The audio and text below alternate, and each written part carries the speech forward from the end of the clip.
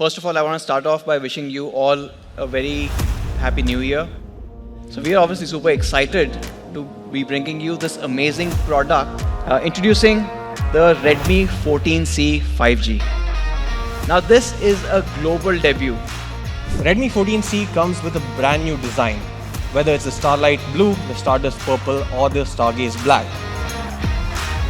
Now powering this device is the most efficient chipset in the segment, which is a Snapdragon 4 Gen 2.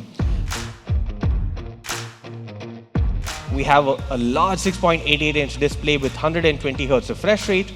This comes with a 50 megapixel dual camera setup that gives incredible looking portraits and even great performance during low light conditions. And of course, we have also upgraded the selfie camera to an 8 megapixel one, giving you more true to life skin tones, especially for the folks who are in India. And this definitely does that thanks to a large 5160 mAh battery, which also is capable of fast charging. We had the Redmi 14C 5G, the successor to the best-selling 5G smartphone of 2024. We're hopeful that the Redmi 14C 5G will also have a tremendous success story in India. And of course, we're also bringing flagship technology from Xiaomi on the Redmi Note 14 series.